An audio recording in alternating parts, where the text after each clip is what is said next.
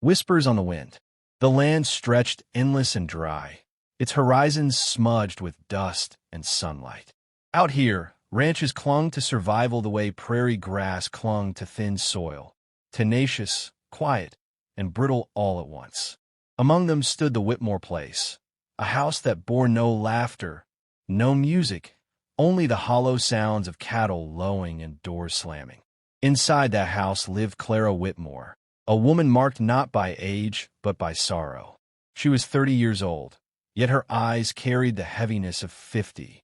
3 little girls clung to her skirts, daughters she loved fiercely, but whom her husband despised. In Samuel Whitmore's eyes, they were failures, reminders that his wife could not give him a son. Each birth had been met not with tenderness, but with rage, his disappointment poured out in words that stung and hands that struck. The bruises faded, the shame did not. Clara kept her chin low and her voice softer still. In town, she moved like a shadow, careful not to invite notice. Yet people noticed all the same.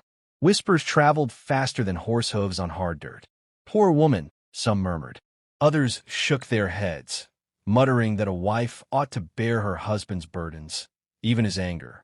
No one dared step between Samuel and his cruelty.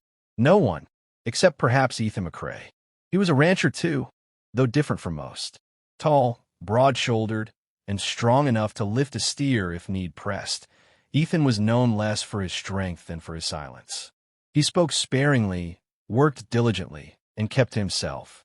Yet he saw things others pretended not to see. From his place across the stretch of prairie, he noticed the way Clara limped on market days, or how her girls avoided sudden movements as if bracing for blows. He noticed, too, how Clara's eyes lit for just an instant when someone treated her with kindness. It was at the town well that their first quiet exchange took root. Clara struggled with the rope, her arm stiff from a bruise hidden beneath her sleeve. Without a word, Ethan stepped forward, grasped the handle, and drew up the bucket with steady ease. Water splashed cool against the wood. Clara's lips parted as if to thank him, but no sound came. Ethan only tipped his hat, his expression unreadable, then walked away. Yet Clara stood still long after, her heart thudding in a rhythm unfamiliar, hopeful, dangerous. Samuel's brothers, Jed and Clyde Whitmore, were men cut from the same rough cloth. They laughed too loudly, drank too heavily, and carried the same scorn for Clara and her girls. Around the saloon stove, they jeered about 3 useless mouths, and how Samuel ought to take another wife if he wanted sons. Clara heard of it only through whispers, but she did not need to hear. She lived it each day. The girls, Mary, Eliza, and Ruth, were her balm. Mary, eldest at 9, carried a stubborn streak and guarded her sisters fiercely. Eliza, 7, asked questions endlessly, her curiosity unbroken by hardship. Little Ruth, only 4, clung to Clara's skirts with wide eyes that rarely smiled. For them Clara endured, swallowing her own misery so they might have some semblance of a mother's protection. Ethan's path crossed theirs again a week later. Samuel had left Clara to haul feed from town, the wagon too heavy for her alone. As she strained against the weight, Ethan appeared astride his chestnut mare. He dismounted, wordless as before, and shouldered the sack onto the wagon bed. Clara dared glance up. His eyes, steady, solemn, met hers, and in that instant she felt seen. Truly seen. "Thank you," she whispered, her voice trembling. Ethan gave a single nod. Then, softer than the wind carried, he said, "A person shouldn't have to lift what breaks them." Her breath caught. She wanted to answer, to ask what he meant, but Samuel's shadow loomed too strong in her mind. She only gathered the reins, her hands shaking, and drove the wagon onward. Yet the words followed her long into the night. By the firelight that evening, with her daughters asleep, Clara touched her aching ribs and thought of Ethan's voice. It was not desire she felt, not yet. It was something rarer, acknowledgement, respect, the kind of gentleness she had once believed beyond reach. Her guilt tangled with longing, a dangerous seed buried in her heart. Ethan, in his own quiet house, sat with his memories. His wife had been gone 5 years, taken by fever. He had learned to live with silence. But watching Clara endure her torment stirred something he thought long buried. He did not seek another's wife. Yet when he saw Clara's eyes in the lamplight, weary yet unbroken, he felt the beginnings of a choice forming in his chest. The prairie night deepened, coyotes crying in the distance. In 2 separate houses, 2 hearts turned restless. Neither knew where the path might lead. Both knew it would not be easy. And thus the story began, of a quiet rancher, a broken woman, and the whispers of a bond that would defy the cruelty of men. The wounds we hide. The morning broke pale and brittle, frost still clinging to the edges of the ranch grass. Clara rose before the girls, her body stiff from the bruises that spread like shadows across her arms. She wrapped her shawl tighter, hiding the evidence before Samuel stirred awake. He was a light sleeper, and his temper snapped with little cause. Last night, he had struck her for forgetting salt in the stew. The sting of his hand still echoed in her bones. She moved carefully about the kitchen, mind on silence and obedience, when Mary patted in. The eldest girl had eyes too sharp for her age. She saw what her mother hid, though she never spoke it aloud. Mary simply touched Clara's hand, a silent pledge that she stood by her. Clara smiled faintly, though the sorrow hollowed the gesture. Children should not bear burdens so heavy. Later that day, Samuel and his brothers rode into town to drink. Clara knew better than to expect kindness upon their return. Whiskey always sharpened their cruelty. She gathered the girls and sent them to fetch water from the creek while she hauled feed from a barn. Her ribs protested with each lift, yet she worked steadily, knowing no other choice. It was there Ethan found her. He rode up quietly, dismounting without a word. His gaze lingered on the way she pressed a hand against her side, the stiffness in her movements. Clara tried to straighten, to hide the weakness, but Ethan was not fooled. "You're hurt," he said softly. Her throat tightened. "It's nothing. Work doesn't wait." Ethan shook his head.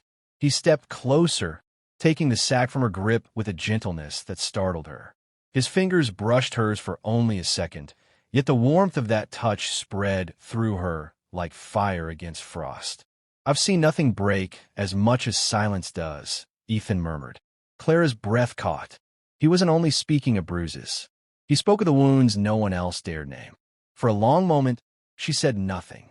The air between them was heavy with unspoken truths, fragile as spun glass. Then Eliza's voice carried from the creek bank, calling for her mother. Clara stepped back, clutching her shawl. "Thank you," she whispered, and hurried away. That night, Samuel returned late, smelling of whiskey and smoke.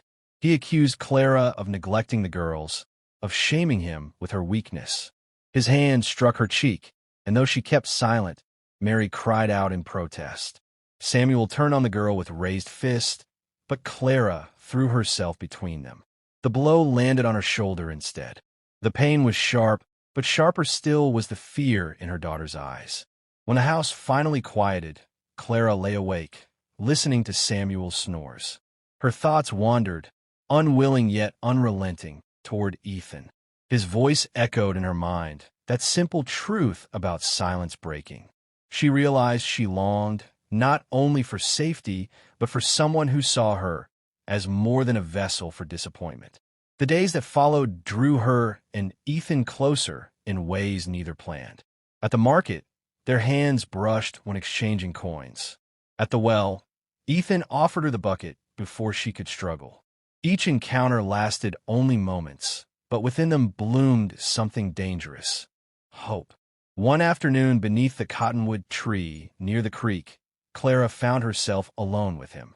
She had brought the girls to gather wildflowers, and when they strayed ahead, Ethan appeared, leading his mare. The dappled light flickered across his face, shadowing the quiet strength in his eyes. "You shouldn't linger near me," Clara said, though her voice lacked conviction. "Maybe," Ethan replied. He tied his horse to the branch and stood near, not close enough to touch, but close enough that Clara felt the weight of his presence. "But I won't stand by while you're treated like stock, Clara. You deserve better." Her throat tightened. She wanted to deny it, to retreat behind duty and fear. Yet the truth pressed against her ribs harder than any bruise. She whispered, "If Samuel knew I even stood here with you." "I know," Ethan said. His gaze held steady. "That's why I don't ask for words. Just know, if you ever need a place safe, my door won't close." Clara looked at him then, really looked. His silence, his patience, the sorrow that matched her own, it all spoke louder than vows. She wanted to reach out, to let her hand rest against the roughness of his shirt, to feel if his steadiness might steady her too. Instead, she turned away, heart hammering. The girls came running back with arms full of wildflowers, and the moment broke. Ethan nodded, a quiet farewell, and led his horse onward. Clara watched him go, her chest aching with a longing she dared not name. That evening, while tucking the girls into bed, Mary asked, "Mama, why does Mr. McCrae always help us?" Clara hesitated, brushing a strand of hair from her daughter's forehead. "Because not everyone turns away," she whispered. But when the house grew still and darkness cloaked the fields, Clara sat by the window, staring into the prairie night. Her fingers brushed a bruise on her shoulder, her cheek still tender. The silence around her felt heavier than ever. Yet beneath it thrummed a pulse of something new, something forbidden and alive. And though she fought to bury it, Clara knew her heart had already begun to choose. Breaking chains, the sky turned iron gray before the storm. Clouds rolled heavy across the prairie, carrying with them a promise of rain and thunder. Inside the Whitmore house, the storm had already broken. Samuel returned from town with whiskey on his breath and suspicion in his eyes. "You've been walking too light lately," he growled, slamming the door so hard the girls startled awake. "As if you've got a secret worth smiling over." Clara stood frozen, her shawl wrapped tight, the weight of his accusation falling harder than the storm outside. "There's no secret," she said softly. "Only work and the girls." Samuel's glare sharpened. "Don't lie to me, woman. Folks whisper. They say McCrae looks your way. They say you let him." Her heart stuttered. Not for guilt. She and Ethan had done nothing, but because Samuel's rage thrived on rumor as much as truth. Jed and Clyde trailed in behind their brother, laughing too loud. "Best keep your woman in line, Sam," Jed sneered. "Can't have her dreaming of other men when she ain't good enough for you already." Samuel's hand struck her before she could defend herself. Clara reeled, her lips splitting, her daughters crying out in terror. She tried to shield them, but Samuel's fists rained down until even his brothers fell silent. By the time the storm outside broke in sheets of rain, Clara lay curled on the floor, bruised and gasping. The girls clung to her, their sobs muffled in her dress. Samuel cursed under his breath and stalked into the night, his brothers following. When the door slammed shut, silence pressed thick against the walls. Clara knew she could not stay, not another night, not another blow. Gathering her daughters, she led them through the rain, each step a battle against pain. They stumbled toward the only place she could think of, Ethan's ranch. The lantern by his barn still burned when she arrived, soaked and trembling. She urged the girls inside, settling them on a pile of hay. Then she sank to her knees, strength gone. The barn door creaked, and Ethan appeared, rainwater dripping from his hat brim. He stopped cold at the sight of her, his face tightening with something deeper than anger, something close to grief. "Clara," he said, voice low. He crouched beside her, lifting her chin gently. The bruise across her face spoke louder than any words. His hand lingered, steady against her trembling cheek. "They'll kill you if you go back." Her lips quivered. "I know, but where else?" "Here," Ethan interrupted. "Here with me." For the first time in years, Clara allowed herself to weep openly. The tears came not only from pain, but from the release of carrying it alone too long. Ethan held her, not as a savior, but as a man who understood brokenness. His arms were strong, his silence a shelter. As the rain drummed the roof, a fragile stillness grew between them. He tended her wounds with careful hands, tearing strips of cloth to bind her ribs, dabbing her lip with water. Each touch was reverent, never rushed. Clara's heartbeat quickened, not with fear, but with a longing that had lived buried beneath years of cruelty. When his hand brushed hers, she did not pull away. Instead, she let her fingers linger. She looked into his eyes and saw no judgment, no pity, only a quiet devotion that shook her to her core. "I shouldn't," she whispered, though her voice trembled. "You deserve more than shoulds," Ethan said. His words were soft but carried the weight of conviction. Something broke inside her then, not a breaking that destroyed, but one that freed. She leaned toward him, and when their lips met, it was not reckless, but inevitable. A kiss born of years of silence, of bruises hidden, of yearning denied. The night deepened. In the shelter of the barn, their bodies spoke what words could not. Clara's fear dissolved beneath Ethan's tenderness, replaced by a fierce ache for life, for love, for the right to be seen and cherished. For one night, she belonged not to duty or cruelty, but to herself and to the man who had waited in silence. Later, with her daughters asleep and her own breath steady against Ethan's chest, Clara whispered, "I can't go back." Ethan's arm tightened around her. "Then you won't. From this day, you'll never walk alone again." Lightning split the sky outside, thunder rolling across the plains. But in the barn, a different storm had passed. Clara felt its aftermath in the steady rhythm of Ethan's heartbeat, in the warmth of his hand entwined with hers.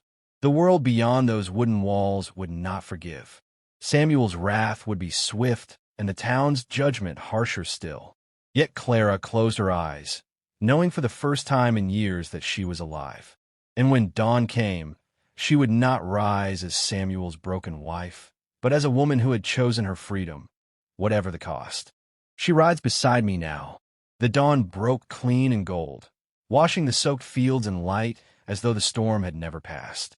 But inside Ethan's barn, the storm's memory lingered, in the bruises on Clara's skin, in the steady rise and fall of her daughter's breath as they slept curled in the hay. She sat beside them, shawl drawn around her, her hand brushing each small head as if counting them alive. Ethan stood by the open door, arms crossed, watching the horizon. His chest ached with a knowledge he could not unmake. Clara's life with Samuel was finished. Yet what lay ahead would demand more than quiet kindness. When Clara rose, she moved to his side. The morning light caught her face, revealing the shadows of abuse alongside the strength that remained. "He won't let this go," she said quietly. Ethan's jaw tightened. "Then let him come." And come Samuel did. By mid-morning, the sound of hooves thundered across the prairie. Samuel rode hard, Jed and Clyde close behind, their shouts carrying like a warning. They dismounted at the barn, the fury in their eyes a storm fiercer than last night's rain. Samuel's voice tore through the air. "You think you can steal my wife? Hi, my daughters? She's mine, McCrae. Mine to rule, mine to break." Clara stepped forward before Ethan could answer. Her voice trembled, but did not falter. "I'm not yours, Samuel. Not anymore." The words hung like iron in the air. Jed spat on the dirt. Clyde laughed, low and cruel. But Samuel's rage turned sharp.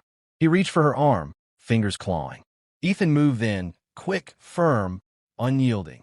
He caught Samuel's wrist mid-air and forced it back with a strength that was steady rather than wild. His voice was quiet, but it carried more weight than any shout. "She rides beside me now," Ethan said, each word measured, "and you will never lay a hand on her again." For a moment, silence claimed the barnyard. Samuel's breath came hard, his face twisted with disbelief that anyone dared defy him. His brothers shifted, hands hovering near their belts, but something in Ethan's stillness held them. He did not brandish a weapon, yet his resolve was sharper than steel. The girls appeared in the barn doorway, their eyes wide. Clara moved toward them, gathering them close. Seeing them standing safe beside their mother, Samuel faltered. His authority, once unquestioned, slipped through his grasp like sand. "You'll regret this, McCrae," Jed muttered. Yet even he did not advance. The three men mounted their horses with curses and threats, retreating under the weight of a quiet they could not break. When the dust of their departure settled, Clara felt her knees weaken. Ethan caught her, steadying her against him. She let her head rest against his chest, listening to the drum of his heart. For the first time, its rhythm promised safety. The town would talk. Clara knew that. Whispers would paint her as unfaithful, reckless, a woman who abandoned her husband. Yet what others called sin, she called survival. And in Ethan's arms, survival had turned into something more: freedom, love, a chance to live rather than endure. Later that day, Ethan saddled his horse. Clara stood at his side, the girls bundled close. For years she had walked behind Samuel, head bowed, footsteps hurried to keep pace. Now Ethan lifted her into the saddle beside him. She sat straight, the reins shared between them, her daughters riding in a small car behind. As they set out across the open prairie, the wind pressed against their faces, carrying away the last chains of silence. Clara looked at Ethan, saw the quiet strength in his profile, and felt her heart beat steady with his. "You'll never regret this?" she asked softly. Ethan shook his head. "No, a man regrets what he fails to protect, not what he saves." The horizon stretched wide before them, uncertain yet alive with possibility. Clara tightened her grip on the reins, her other hand resting over Ethan's. For the first time in years, she felt equal, not bound. She rode not behind a man, nor beneath him, but beside him. And though the shadows of Samuel and his brothers still lingered in the distance, Clara knew the choice had been made. Whatever storms might come, she would face them astride freedom. For now, the prairie wind carried a new truth. She rode beside Ethan McCrae, and no force of cruelty could undo that vow.